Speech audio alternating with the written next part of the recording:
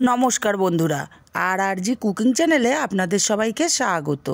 आजके निये हाजिर हये गेलाम नाममात्र मशलाय लाउ शाकेर रेसिपि निये। तो चलुन शुरू करा जाक।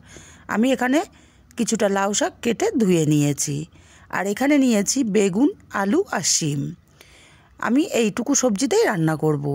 कड़ाइटा गरम करे दिये दिलाम तेल। तेलटा गरम करे किछुटा बड़ी दिये दिलाम। बड़ीगुलोके नाड़ाचाड़ा करे लाल लाल करे भेजे नेब। बड़ीगुलो लाल लाल करे भेजे निয়েছি। এখন বড়িগুলোকে উঠিয়ে নেব।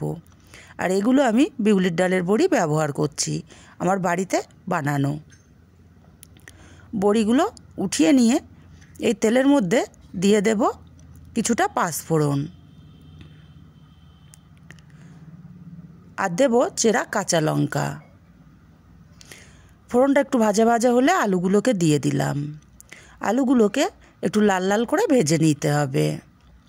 আলু ভেজে রান্না করলে খেতে বেশ ভালো লাগে। আলুগুলো লাল লাল করে ভেজে নিয়েছি। এখন এখানে দিয়ে দেব কেটে রাখা বেগুন আর শিমটা। শিম আর বেগুনটাকে দিয়ে কিছুক্ষণ নাড়াচাড়া করে ভেজে নেব। এতে করে শিম আর বেগুনটা নরম হয়ে যাবে। মিনিট খানিক নাড়াচাড়া করে নিয়েছি। শিম বেগুনটা আগের চেয়ে নরম হয়ে গেছে। কেটে রাখা লাউ শাকগুলো দিয়ে দিলাম। লাউ শাকটাকেও মিনিট খানিক নাড়াচাড়া করে নেব। লাউ শাকটাও কিন্তু অনেকটাই কমে যাবে নাড়তে নাড়তে। দেখুন লাউ শাকটাও অনেকটাই কমে গেছে। নামমাত্র মশলায় এই রেসিপিটা একবার বাড়িতে বানিয়ে দেখবেন, খেতে কিন্তু অসাধারণ হয়। স্বাদ মতো লবণ দিয়ে দিলাম আর দিলাম হাফ চামচ হলুদ। লবণ আর হলুদটাকে দিয়ে ভালো করে নাড়াচাড়া করে মিশিয়ে দিতে হবে। খুব ভালো করে নাড়াচাড়া করে মিশিয়ে দিয়েছি। আর লবণ দেওয়ার কারণে সবজিটা কিন্তু অনেকটাই কমে গেছে। এখন এখানে দিয়ে দেবো এক মুঠো পরিমাণে মুসুর ডাল। আমি আধা ঘন্টা আগে ভিজিয়ে রেখেছিলাম। জল ঝরিয়ে দিয়ে দিলাম আর দিলাম গ্রেট করা এক চামচ আদা। এবার আমি কিছুক্ষণ সময় নিয়ে কষিয়ে নেব। এতে করে মুসুর ডালটাও ভিজিয়ে রাখার জন্য নরম হয়ে গেছে আর কষানোর জন্য বেশ নরম হয়ে যাবে। আমি মিনিট 2 সময় নিয়ে কষিয়ে নিয়েছি। এখানে সামান্য একটু লঙ্কার গুঁড়ো দিলাম। ঝালটা অবশ্যই যে যার স্বাদ অনুযায়ী দেবেন। আর এটা আমি ঝাল লঙ্কার গুঁড়োই ব্যবহার করেছি। লঙ্কার গুঁড়োটাকে দিয়ে আরও মিনিট খানিক আমি কষিয়ে নেব। মিনিট খানিক কষিয়ে নিয়েছি। ভালো মতো কষানো হয়ে গেছে।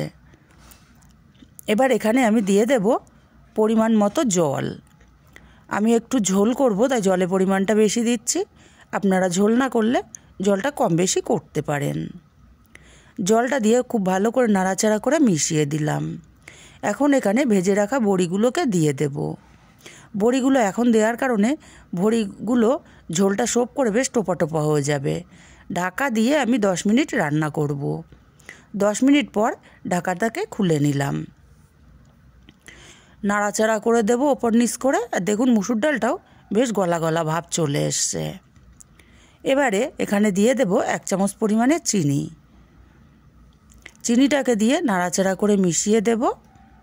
আবারও ঢাকা দিয়ে রান্না করব 3 মিনিট। এতে করে চিনিগুলো বেশ ডাটার মধ্যে সুন্দর মতো ঢুকে যাবে। 3 মিনিট পর ঢাকাটা খুলে নিলাম। একটু নেড়ে চেড়ে দেব। লাউ শাকটা আমার রেডি হয়ে এসছে। দারুণ হেলদি, দারুণ টেস্টি।